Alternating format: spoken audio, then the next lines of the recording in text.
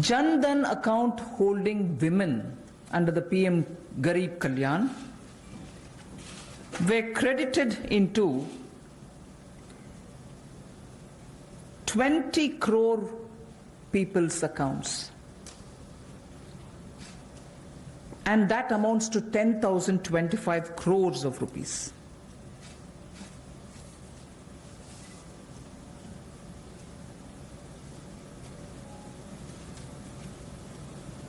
The building and construction workers received their financial support amounting to 3,950.35 crores, and their number, the building and construction workers' number, is 2.20 crores. Imagine each one of these numbers and their implication in terms of size. And all of them received the money directly into their accounts purely because DBT was possible. 6.81 Ujjwala Yojana cylinders have reached the beneficiaries, and they were free cylinders because we had promised up to 3 cylinders in those 3 months. To over 12 lakhs of EPFO members have benefited by the online withdrawal of non-refundable advance, and that amounts to 3,660 crores. So I can further go with the numbers, but just to highlight what the technology-driven DBT has given us at a time of emergency, a pandemic. And that is something which I want to draw your attention to. We immediately responded by giving food grains, cooking gas, cash where it was required, and immediately, that is. And most of them were front-loaded also.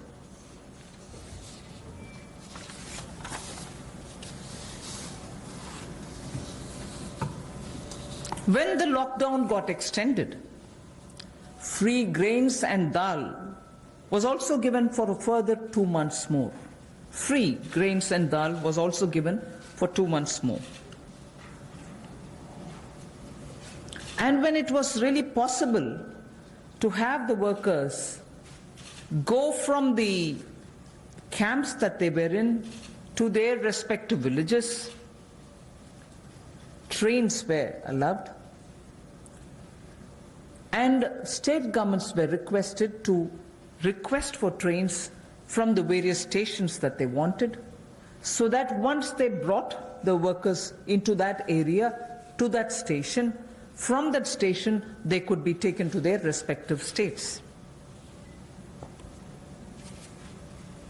The cost of this travel, 85% of it was borne by the central government. The rest is 15% was with the state governments, 85% was borne by the central government. During the travel in the train, food was also given to the workers. So why am I elaborating all this?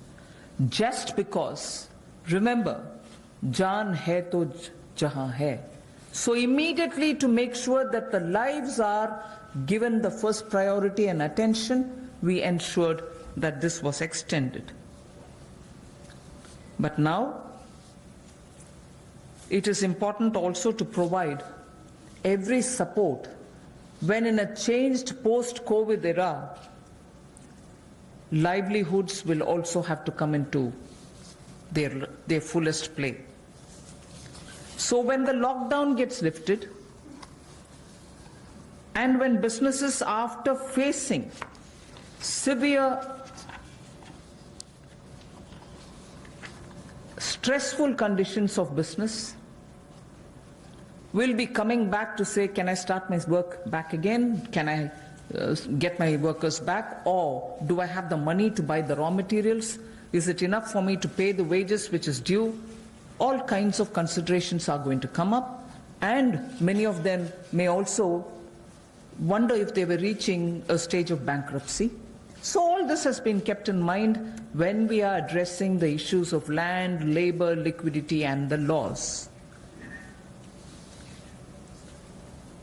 So today, and like the days earlier, the 4 days earlier, our attempt is to make sure that, like the way we gave in PM Garib Kalyan, we attend to Jan, but also make sure that environment is all right now for everybody to start protecting their work, their businesses, their homes, and everything else.